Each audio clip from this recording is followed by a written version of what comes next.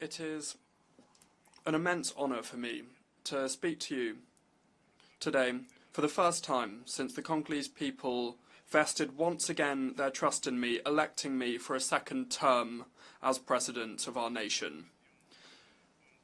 Having had the opportunity to speak to you before in the past, I'm particularly moved to be able to do it again at this significant moment for our country. I wish to congratulate Mr. Philemon Yang upon his election as president of this 79th session, and at the same time I wish to pay tribute to your predecessors for their constant commitment at the service of this institution. The theme of this session, leaving no one behind, acting together for the advancement of peace, sustainable development and human dignity for present and future generations, is a theme that particularly resonates with our aspirations in the Democratic Republic of Congo. Mr. President, United Nations Secretary General, heads of state and government, heads of delegation, multilateralism and the respect for a global rules-based system have been the essential pillars that have supported peace, security, health and prosperity the world over the last 80 years. The United Nations embody these fundamental values and remains an essential actor when it comes to the major challenges that humanity must overcome, whether it comes to guaranteeing security or addressing climate change or fighting against poverty. This reality requires strengthened multilateral cooperation. However, the noble ideals of those that drafted the United Nations Charter, that is, for it to serve as an instrument by which all countries govern their conduct, seems to be ebbing away, and the basis of collective security that it established is shaking. We have a responsibility to pool our efforts and to reaffirm our commitment to multilateralism, which is the key for truly transformational solutions in response to the challenges that we see across our world.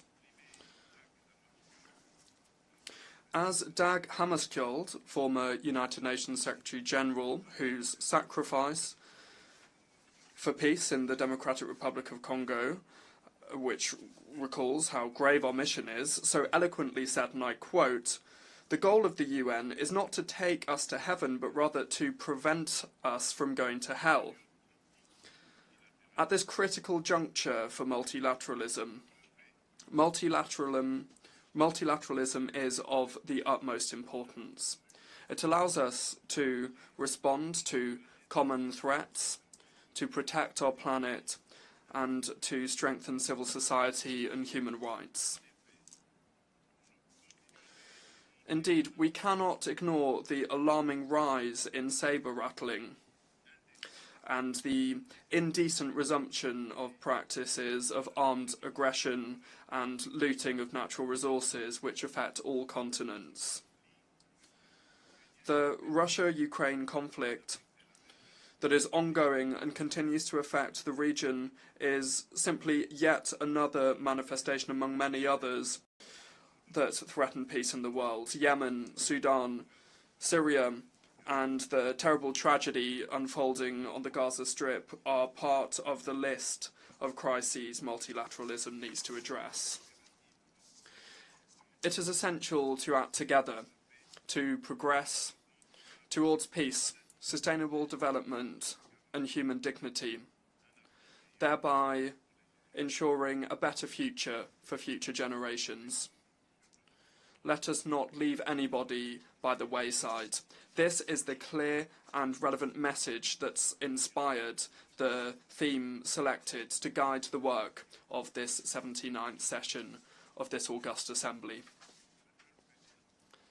Mr. President, The Pact for the Future and its annexes, that is the Global Digital Compact and the Declaration on Future Generations that we adopted during the recent Summit of the Future, highlight the importance of active collaboration to achieve a common vision of a peaceful and prosperous future.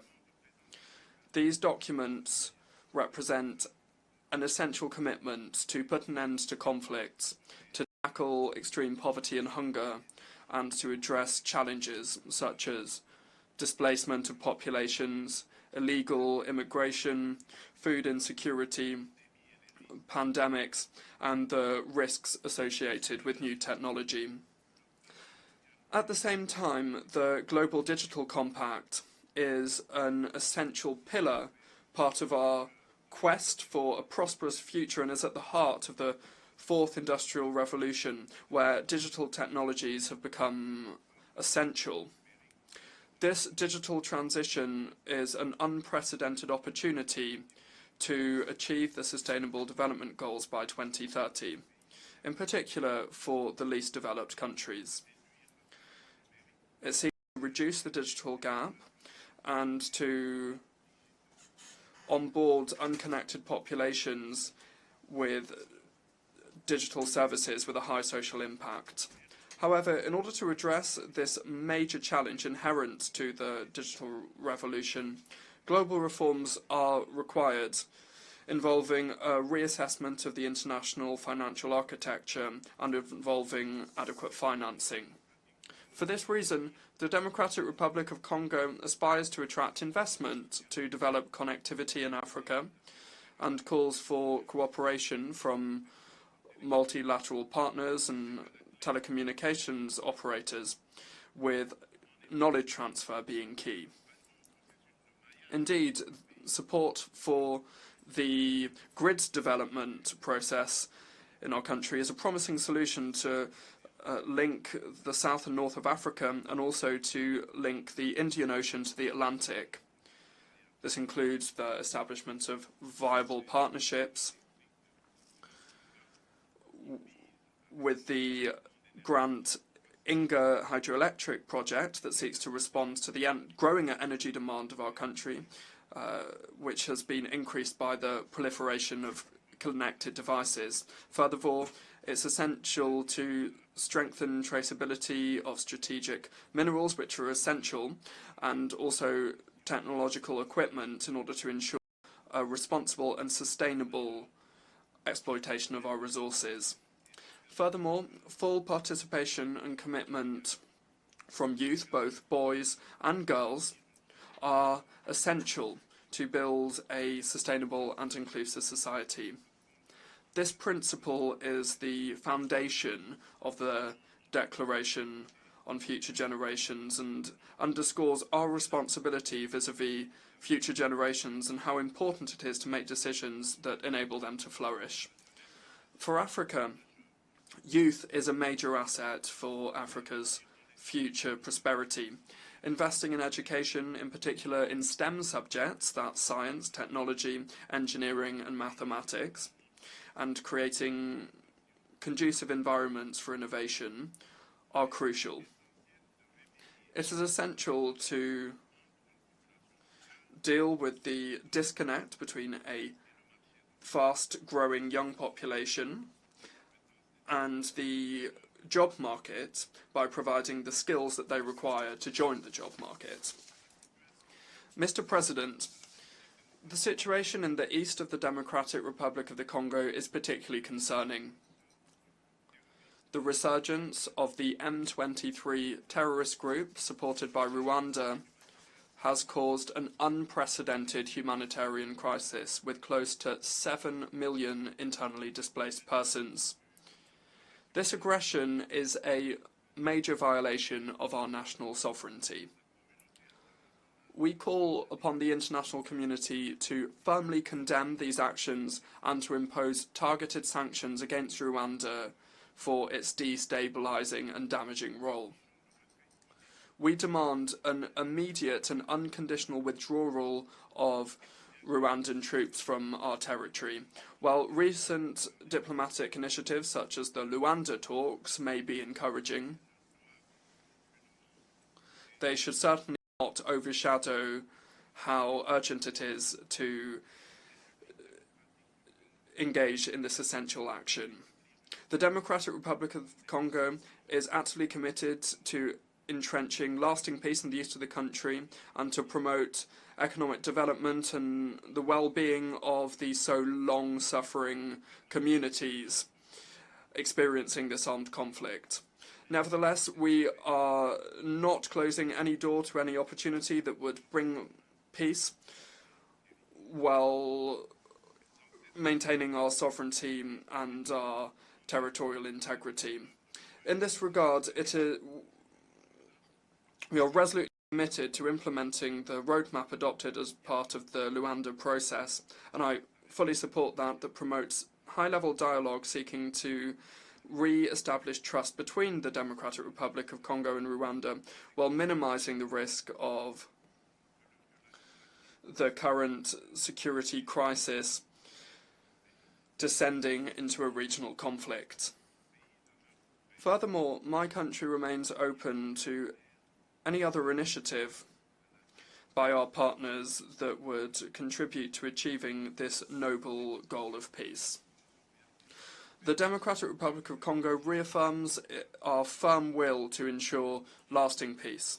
Under my leadership, we are steadfast in our commitment to pursue the implementation of the Programme for Disarmament, Demobilization and Community Recovery and Stabilization, the PDDRCS, which is a key part of our national strategy to disarm, demobilize and reintegrate combatants by providing them viable economic opportunities that are also sustainable, while at the same time stabilizing the regions affected by conflict.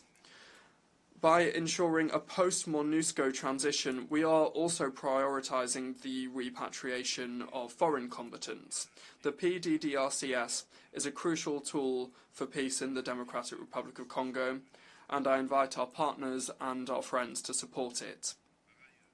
Furthermore, thousands of victims of the genocide for economic gain in the Democratic Republic of Congo, in short, the Genocost, continue to suffer from the devastating consequences of a past marked by violence and impunity. Recognising and addressing the effects of this tragedy is crucial to enable the recovery and reconstruction of the affected communities. Beyond immediate humanitarian aid, a long-term approach focused on justice, reconciliation and sustainable development is essential to allow the victims to recover and to return to a decent life. Therefore, the government of the Democratic Republic of Congo decided to make the 2nd of August National Day, the Genocost Day, which is dedicated to the victims of the odious crimes perpetrated by rebels supported by multinational corporations and states in the region. This is a national day of coming together, and it allows us to confront our painful past so that we can move forward. It's essential to strengthen the historic conscience of our country and to affirm the determination of our nation to prevent such barbarous acts from repeating. President, terrorism is a serious threat to international peace and security, and it affects all the regions of the world. Having raged in Asia, in Western Europe and in North America, this scourge now seems to be entrenching itself in Africa. As a member of the Global Coalition Against the Islamic State, the DRC urges the United Nations to ramp up its efforts to implement the recommendations of this organisation, in particular when it comes to the Akaba process. Terrorism, which is raging in the east of our country, is closely linked to the looting and illegal exploitation of our natural resources. These criminal activities are nourishing insecurity and financing armed groups, exacerbating conflicts in the Great Lakes region. It is therefore essential for the United Nations to envisage severe sanctions against those responsible for these economic crimes in order to break this vicious circle and to foster peace, sustainable development, and human dignity for future generations. President, according to the most recent voluntary national review report for the SDGs, the Democratic Republic of the Congo has made significant progress towards several of the SDG targets, thanks to major reforms and interventions. Since 2019, the government has had in place ambitious reforms to ensure free basic education, which has allowed more than 4 million children to attend school. Moreover, several measures have been taken to strengthen social protection, to introduce universal health coverage, and to promote gender equality, as well as fostering and supporting the development of infrastructure and rapid industrialization via, inter alia, the creation of special economic zones. Despite this progress, the Global Report on the Sustainable Development Goals underscores that at the current tempo, the Democratic Republic of the Congo will not be able to achieve the SDGs by 2030 due to persisting inequality and vulnerability, which are exacerbated by armed conflict. When faced with this challenge, a roadmap has been developed. This covers all the specific actions, interventions and reforms needed, the aim being to accelerate progress and tackle the issues set forth in the 2030 agenda, with some measures underway already to make sure that the DRC will be in line with these SDGs by 2030. For this to work, the Democratic Republic of the Congo needs an annual investment of around $32 billion. It is therefore indispensable to strengthen partnerships for sustainable investment and to promote peace in order to support stable socio-economic development. To add to the list of global responses to climate challenges and promotion of renewable energy, the Democratic Republic of the Congo, having already reaffirmed its commitment to ambitious climate action, wishes to underscore the crucial importance of financial and technical support, increased support, so its efforts can also therefore increase to achieve the goals set out in the Paris Agreement. Rich as we are in biodiversity and natural resources, the Democratic Republic of the Congo has taken on the role as a key player in the fight against climate change. Initiatives that are already underway to reduce greenhouse gas emissions cover 4 strategic sectors. These are agriculture, forestry, energy, and waste management. Structural reforms are also in place at the moment to reverse deforestation and to improve access to clean energy. This is the proof of the determination of our government to preserve natural resources and to support a green transition. Now, in terms of showcasing our tropical forests, Bali in November 2022 saw a watershed moment. This was the adoption of the Joint Declaration on Cooperation on Tropical Forests and Climate Action. This declaration was signed by Brazil, Indonesia, and the Democratic Republic of the Congo. This significant step forward demonstrates the collective political will that there is to use forests as a tool for sustainable development. The Trilateral Cooperation Alliance for Tropical Forests, which was created in Bali, will provide a framework to address biodiversity-related challenges and will also propose solutions for carbon credit markets, all the while ensuring full respect for the rights of indigenous peoples. Moreover, within the framework of environmental and global warming-related issues, it is also important to underscore the holding of the second summit of the biggest tropical forest basins in the world. These are the Amazon, the Congo, and the Borneo Mekong. This was held from the 26th to the 28th of October 2023 in Brazzaville in the Republic of the Congo. This African initiative, which was spearheaded by President Denis Sassou Nguesso, aims to implement, as part of the UN Decade for the Restoration of Ecosystems, create the first global coalition dedicated to the restoration of 350 million hectares of land and water ecosystems. These forests are a crucial bulwark against climate change. When faced with these problems that have been clearly identified, and we have solutions within reach, it is therefore crucial to act in a concrete fashion. The Amazonian, Congolese, and Borneo Mekong basins are home to more than 80% of the tropical forests and play a crucial role in the fight against climate change. And they also provide vital ecosystem services. It is therefore imperative that the improvement of social-economic conditions paid by local communities, they who play a key role in forest conservation, that their interests be given top billing in global governance. For its part, the Democratic Republic of the Congo has created judicial instruments and institutional tools that seek to strengthen its position on the global carbon markets, while we still remain open to partnerships in line with the Paris Agreement and our domestic laws. The growing awareness of the challenges linked to climate instability and the depletion of natural resources, which are often the origin of armed conflicts, this underscores the need to act on these issues.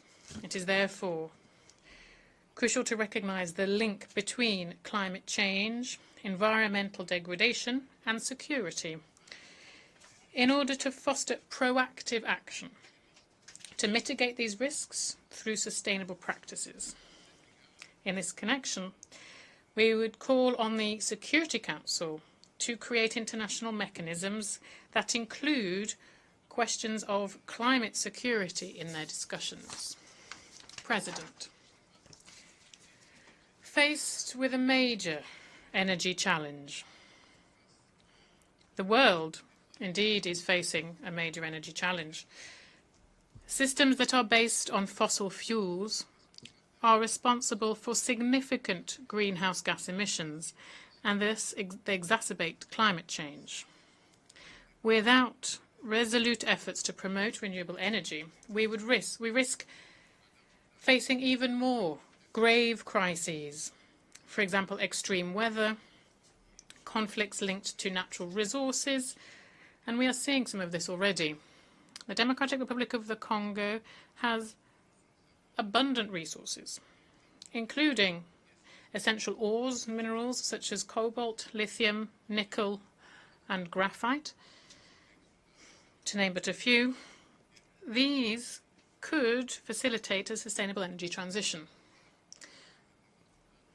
We would appeal for international cooperation to develop the necessary technology and infrastructure for this. Our vision is to transform the exploitation of our resources into a tool for inclusive and sustainable development, all the while improving education, health, and infrastructure. Social inclusion is at the heart of our strategy, as it guarantees the equitable distribution of the benefits of progress. As we invest in the fight against climate change and as we contribute to the SDGs, the Democratic Republic of the Congo is ready to play a key role in the transformation of global energy systems. Together, we can build a future where energy is clean, sustainable, and accessible for all. President, I would also like to touch on the crucial question of gender equality.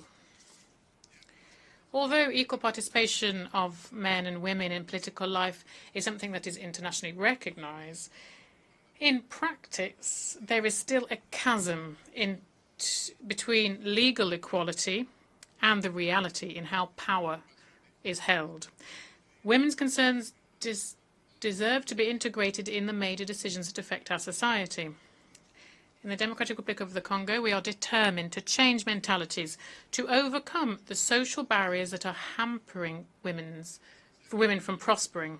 It is also crucial to involve men in this process so we can transform social trends and we can showcase their role in women's success. On a national level, the Congolese constitution enshrines parity. Thus, the government has also created a strategy to fight gender-based violence, a strategy that is focused on prevention, protection, and also reparation for victims.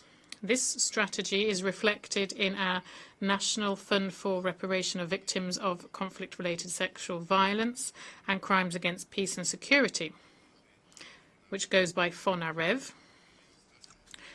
The current legislation seeks to guarantee this level of protection. Here I wish to underscore significant progress that's been made in terms of women's participation in decision-making, with the appointment for the first time in our history of a woman as Prime Minister and Head of Government.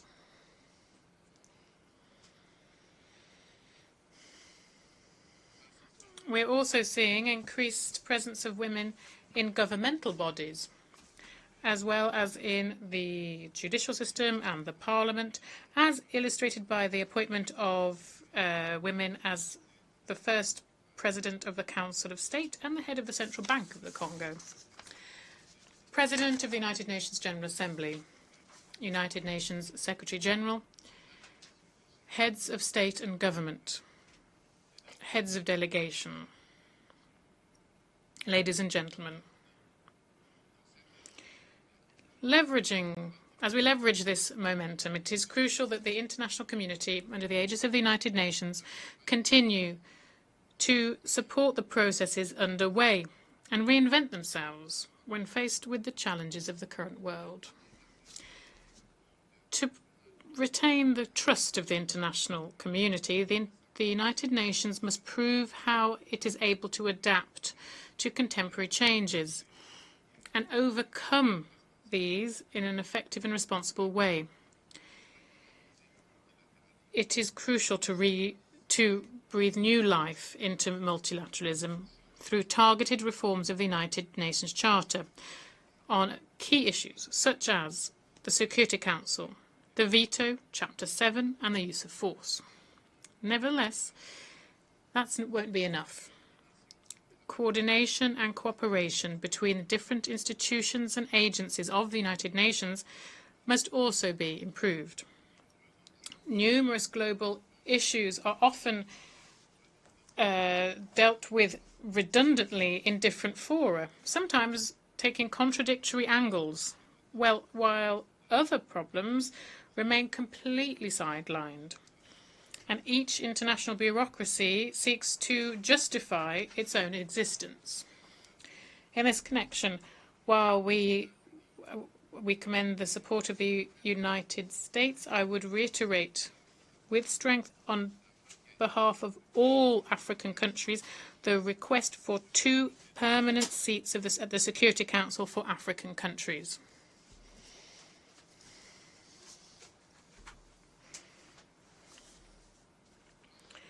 As the main decision-making body within the United Nations, this organ must include African representatives amongst its permanent members, with all of the associated prerogatives, particularly the veto.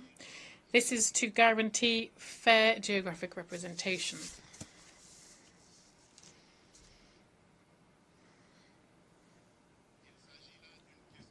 This is a question of justice. Justice for a continent whose role in international affairs is ever growing. We, Africans, are determined to see this through.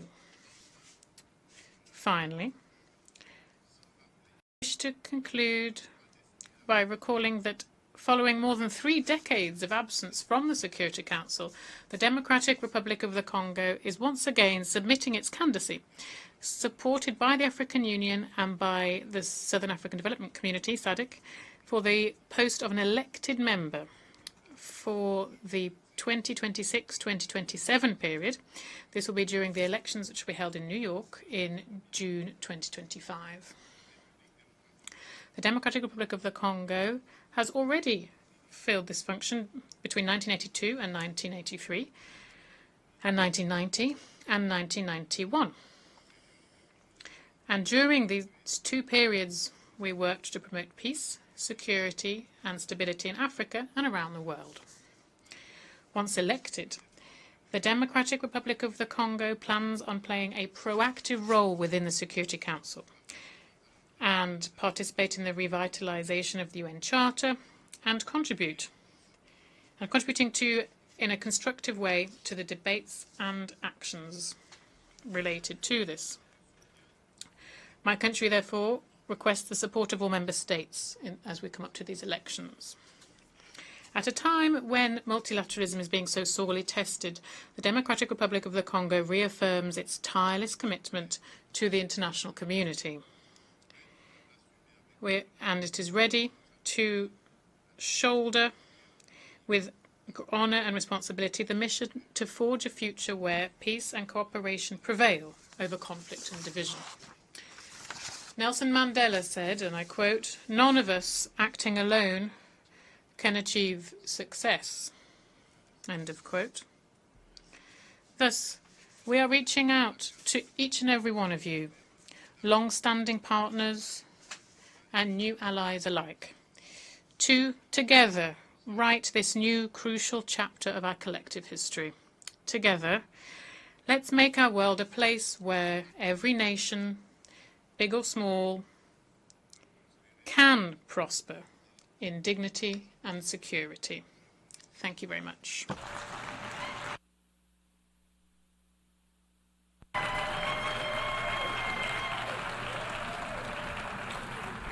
On behalf of the Assembly, I wish to thank the President of the Democratic Republic of the Congo,